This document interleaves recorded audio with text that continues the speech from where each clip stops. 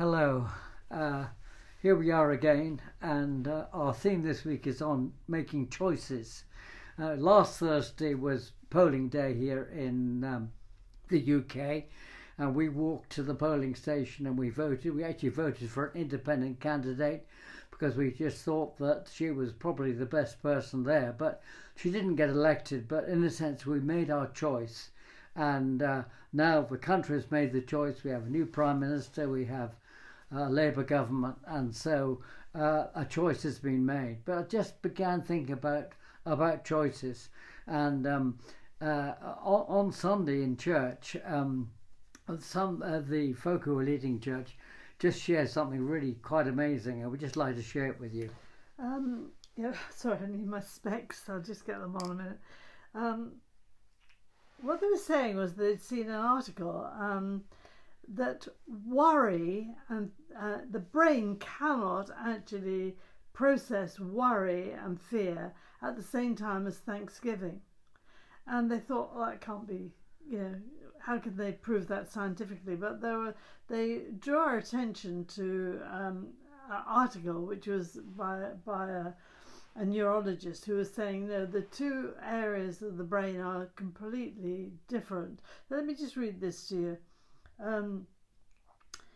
Why can't gratitude and anxiety coexist? It is a fact of neurology that the brain cannot be in a state of apprehension and a state of fear at the same time. The two states may alternate, but they are mutually exclusive. Other studies have also highlighted how gratitude can buffer you from the blues, promote optimism, and in general make you feel peachy. And then if you follow that through, there are all sorts of articles that you can follow through. But the leadership at church were just saying that, the Bible has said this years ago, be anxious for nothing, but in everything, by prayer and petition, with thanksgiving, let your requests be made known to God. And then the peace of God, which passes understanding, will keep and guard your heart and mind. And I think in the context of choices, I realise that I personally often have to choose between faith and fear. We had a new great-grandchild, son, born just 10 days ago. And it required a C-section to birth the baby, and he was very small. So there's been a degree of anxiety knowing that your granddaughter is in hospital, that the baby needs to get good at feeding, and he's a low birth weight, and you can imagine it. I mean, so I constantly having to choose, thanking God, yes, for the safe birth, thanking God for this healthy little boy, but at the same time, having to choose to be thankful and not go into what if, what might be, what could happen, because I didn't need to go into any of those things. But constantly, one is on a knife edge in life between the enemy, who will promote fear and promote anxiety and bring images to your mind which are total lies. But then you have to make the choice. Do I give way to that? Do I even let my mind go through that direction, or do I stop myself and choose to actually believe what God has said and what He's promised? Yes, and also in what I wrote, I've written the article today about, the Bible's got things about choice, and I was thinking about when Joshua was confronting God's people and said, we've got to make a choice, and he said, choose you this day. Choose for yourselves this day whom you will serve. As for me and my house, we will serve the Lord. And there's a great sense in the direction of our lives. There are choices to make. And then there was Moses was challenging the people, and he was just saying, I've set before you life and death, blessings and curses. Now choose life so that your children may live, and that you may love the Lord your God listen to his voice and hold fast to him. And I just thought there's so much in life about choosing and choosing a direction in our lives.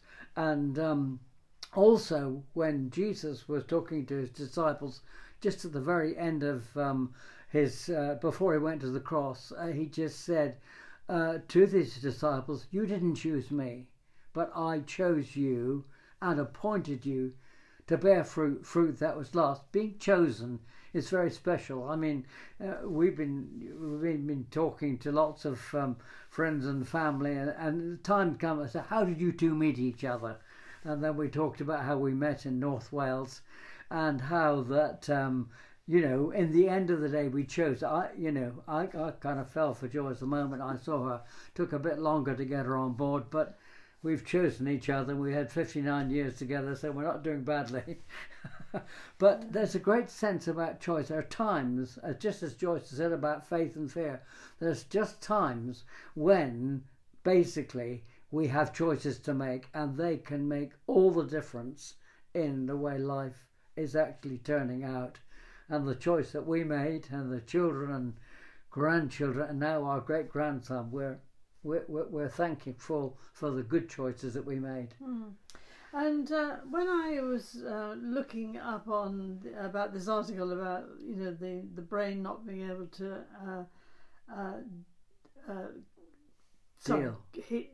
the brain not allowing you to actually have anxiety and fear, and at the same time have thanksgiving. I listened just to a short video that a lady in America had made, and basically she said, "I choose constantly to use gratitude to combat fear and negativity." And I thought, yeah, it's very interesting, because I personally have felt the Lord speaking to me a lot about thanksgiving, a lot about gratitude, a lot about actually speaking out thanks.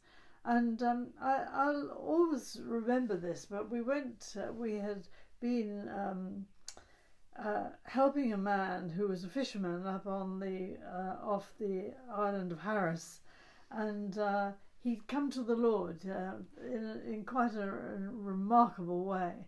And Charles and I had a lot of contact with him and went to see him when we were up in Scotland. And as we walked through the door of his caravan, he handed us mugs of cocoa and great chunks of lobster, because he was actually a lobster fisherman. And our kids have often said to us, we'll never forget being given lobster and cocoa. But the first thing he said to us, he was full of the Lord. He was talking about all sorts of things that he'd seen God do, how God was speaking to him, directing him. He was so full of thanksgiving. Yeah. And he said, "I'm so thankful. I'm so thankful for this and so thankful for that." And he was just sort of bubbling out of this thanksgiving. And then he said to us, "So what are you two thankful for? What's been happening with you?" What's been happening with you? And I mean, I can remember now, I'm still feeling ashamed that I had to think about what I was thankful for rather than it bubbling out of me. Yeah. And he had a Bible that he just started reading, and I mean, it was almost falling apart. To pieces. Yeah. And I was thinking, this man was so grateful. And I mean, he was fishing in very dangerous waters, and he'd been a bit of a madcap, in his before he knew the Lord. But God was caring for him and looking after him. And shortly after this incident, we heard that his boat had actually his fishing boat was in Portree Harbour. Yes, it sank. And it went to the sank bottom. and went to the bottom, and so. He had arranged that on the day that he got the news that the boat had sunk, that his wife, who was actually down in South Wales, he had arranged that he would go with her and take her for prayer, because she had a lot of healing needs. And now the boat had sunk, he had to get in touch with insurance companies and a lot of decisions to be made. So he rang up the missioner, the fisherman's deep sea fisherman's mission in Stornoway. Right. And she was a lady called Margaret, and he said to her, "Margaret, look, this is what's happened." And she said to him, if you make your choice to trust the Lord, He'll make a way for you. And, those were the words that she gave him, or words to that effect. And so he chose to go down to South Wales, almost leave the boat until he had time to deal with it. And it was amazing because actually God really healed his wife of... His wife had amazing miracles. And he just testified to, well, I honour the Lord. I chose to go and take my wife and receive prayer. And she received a miracle. I left the boat on the bottom of the sea, but when I went back, he told us of how it had been recovered and how the insurance had covered everything. And he'd just been blessed and blessed and blessed. He said, I made the right choice and God honoured it. Yeah. So, think about this and recognise that, your choices are your responsibility, but they also they have a life-giving element to them. Amen. Amen.